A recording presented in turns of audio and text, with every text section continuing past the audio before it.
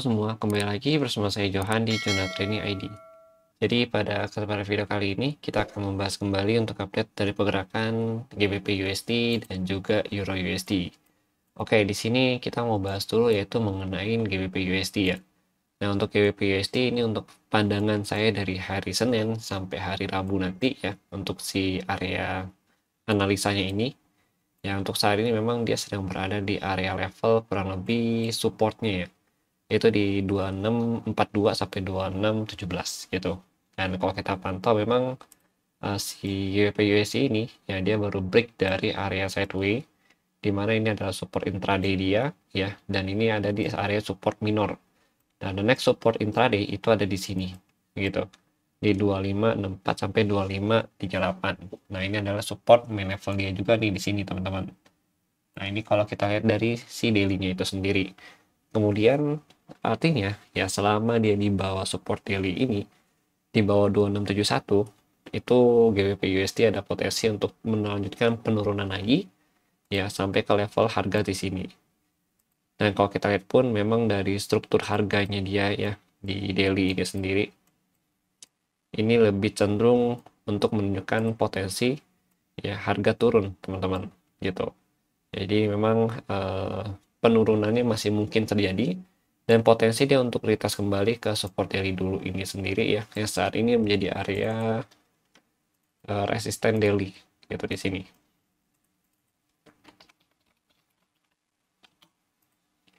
Nah, ini dari resisten daily-nya dia gitu.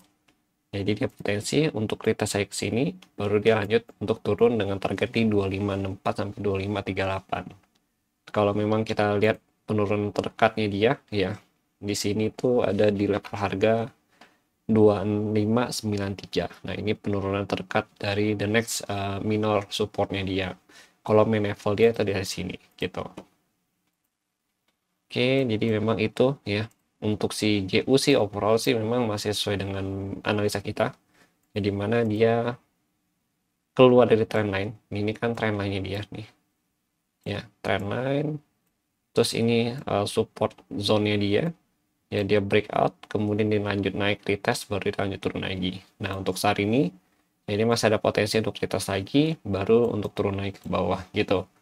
Ya, berarti kalau kita lihat ya di atas 27 ya, baru si GU ini ada potensi naik kembali ke 2747 sampai 2783 gitu.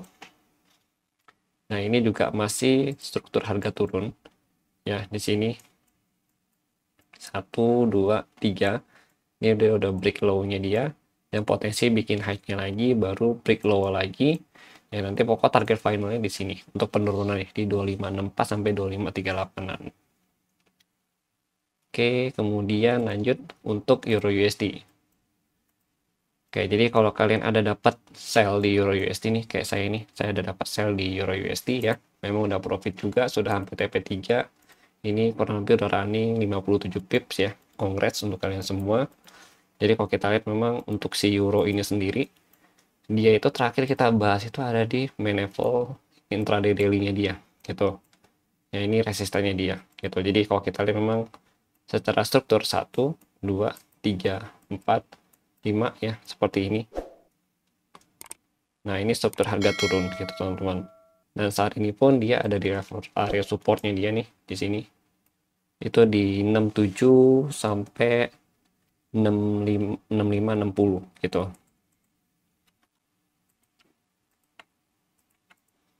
Ya, jadi kalau misalkan euro masih mau melanjutkan penurunan, ya selama dia bertahan di bawah main level ini, ya dia masih ada potensi untuk lanjut turun dengan target di 6115 sampai 5938 gitu, atau di area support struktur harga daily. Ya, ini kalau kita lihat di daily ini baru area support kuat ya. Nanti kita baru cari lagi area buy di sini gitu teman-teman. Itu untuk si euro itu sendiri. Jadi memang falas ini lebih slowly ya bergeraknya. Cuma memang karena slowly-nya inilah yang membuat tidak begitu banyak fluktuasi harga, sehingga memang pergerakannya itu lebih clear gitu teman-teman. Sedangkan kalau gold kan memang karena dia masuk kategori komoditas ya, jadi memang lebih berfluktuasi gitu untuk pergerakan harganya. Nah, ini support struktur dari daily ya. Jadi bisa kita manfaatin untuk jadi area buy zone kita di sini. Berarti ini buy zone 1, ini buy zone 2 di sini. Nah, sell point kita tetap masih di main level ya, sama di sini. Itu di 798 sampai 822 untuk sell point yang kedua gitu. Overall sih memang masih downtrend ya untuk pergerakannya.